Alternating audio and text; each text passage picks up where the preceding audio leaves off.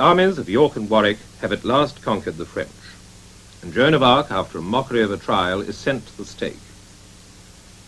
The Bishop of Winchester, now made even more powerful as a cardinal, arrives in France to draw up the Articles of Peace. They are accepted by the defeated Charles with almost no dispute, since in fact he has every intention of breaking the terms whenever it suits his own purposes.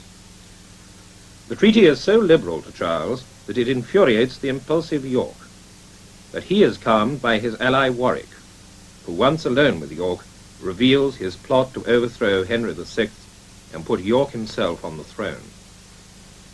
Warwick swears loyalty to York as his king and reminds him that since the French wars are now over, their armies are therefore free to support his claims at home. Henry, the young king, has agreed to marry the daughter of the Earl of Armagnac, albeit unwillingly, since he prefers study and meditation to marriage. But Gloucester, the Lord Protector, persuades him that this will strengthen his position in France and reminds him of his duty as king. However, the Earl of Suffolk has captured Margaret of Anjou, daughter of the King of Naples, and on his own initiative woos her on King Henry's behalf. In fact, Suffolk and Margaret are in love with each other, and Suffolk, hoping his mistress will become queen, intends through her to rule England himself. The king, infatuated with Suffolk's description of Margaret, breaks the contract with the Earl of Armagnac and accepts Margaret as his future queen, creating Suffolk a duke for his services.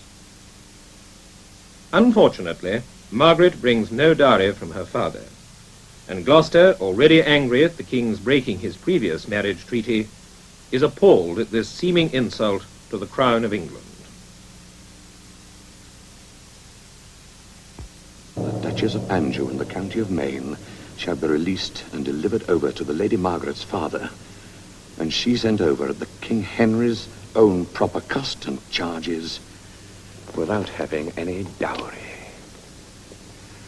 Brave peers of England, pillars of the state, to you Duke Humphrey must unload his grief, your grief, the common grief of all this land. What did my brother Henry spend his youth in conquering France, his true inheritance?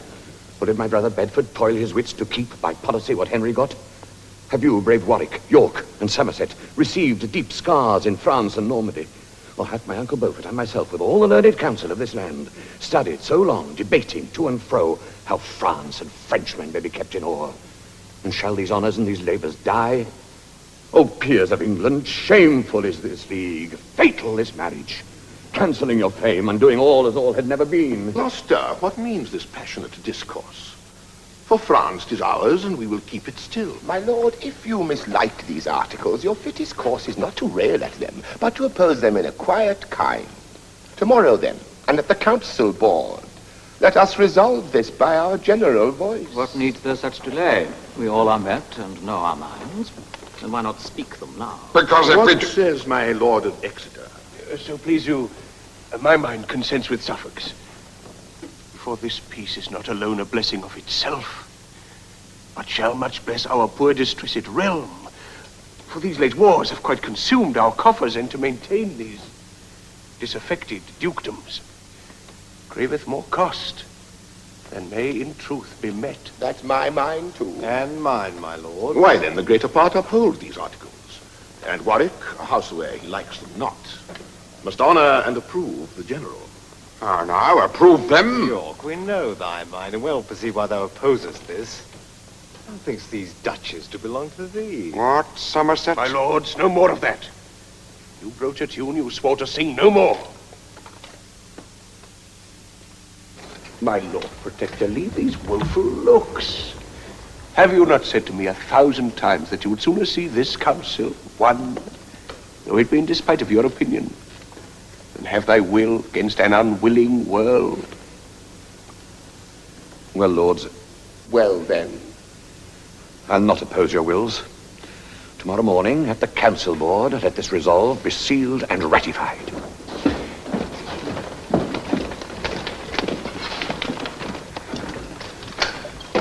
For Suffolk's duke, may he be suffocate. How may we check his treasonous aspire?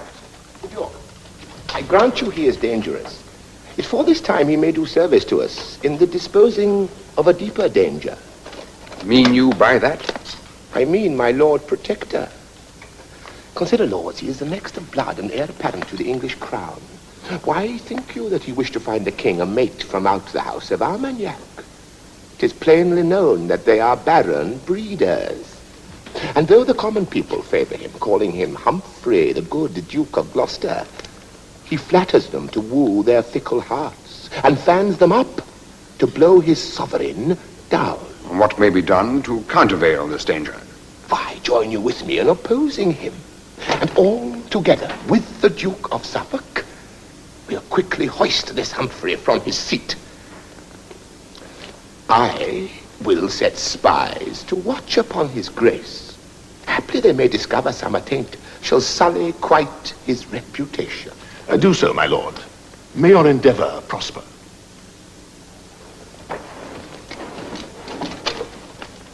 Why should he prosper? Why should we approve him? Though Gloucester's greatness be a grief to us, this cunning cardinal's more dangerous than all the princes in the land beside. If Gloucester be disgraced, he'll be protector. Or thou or I, my lord, will be protector if Warwick's policies may thrive in this. Do you as I do in these dangerous days. Wink at his insolence of Winchester, at Suffolk's pride, at Somerset's ambition, at Margaret and all the crew of them, till they have snared the shepherd of the flock. This virtuous prince, the good Duke Humphrey, 'tis that they seek, and they in seeking it shall find their deaths, if I can prophesy. Yet 'tis not suddenly to be performed, but with advice and silent secrecy. Believe I... Only be patient till the rest go down, and meditate on Warwick's policies. Oh, so I will, for this time. Fare you well? Farewell, my lord, and prithee now, contain thee.